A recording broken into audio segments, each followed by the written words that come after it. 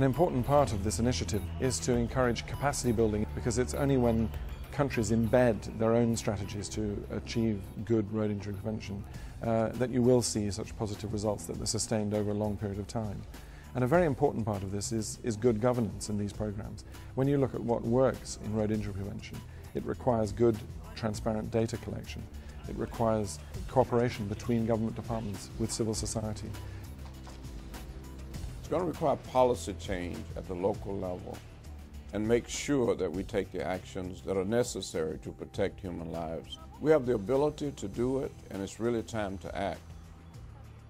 Every country should have a lead agency to propagate the issues of road safety, that there's a need for ownership of road safety, and somebody should be accountable for issues of road safety. Somebody should be able to evaluate performance in road safety. Without having data, without having knowledge, you cannot conduct rational policies.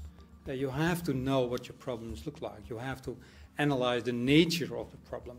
So if a country would say road safety is important for us, then one of the important things is to start with good road safety data systems together with capable, knowledgeable people knowing how to analyze data.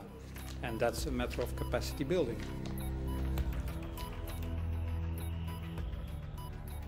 At the police level, data management, it is a big challenge for us. We actually collect data, but it is still manual. And we currently have a statistician, but still the softwares are not really in place to facilitate what she's doing.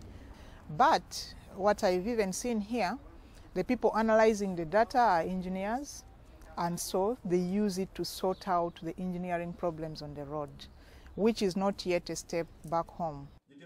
Do we have, for example, do we have a database system where across Africa we know what is happening in terms of road safety?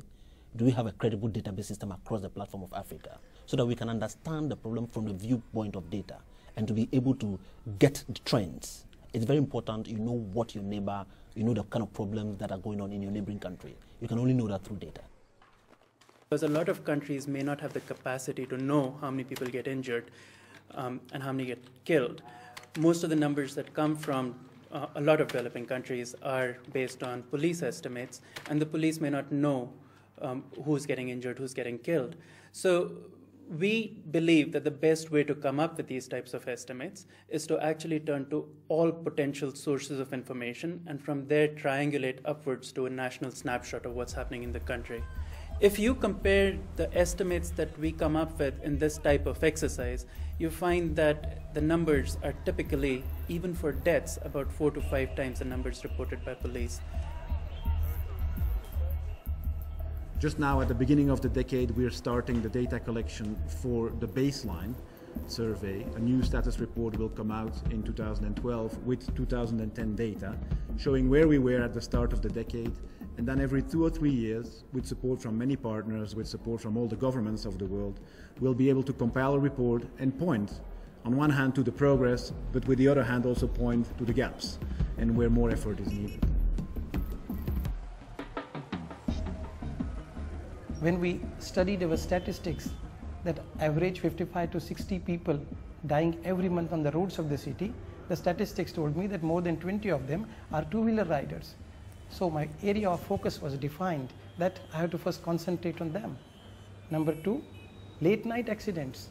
Who is committing it? Drunk driving. Second area of focus.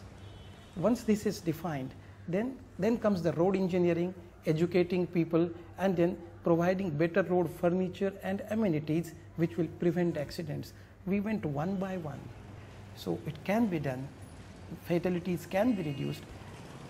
We have a range of tools now that we have developed, particularly tools for countries to do a capacity assessment, to diagnose themselves the situation they're in and what they're going to need to do to be able to successfully manage road safety outcomes.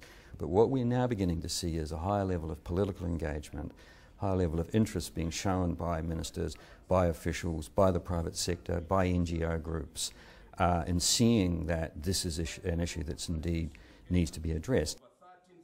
We have a global plan, we have commitment, we need to make sure that this commitment translates in concrete action.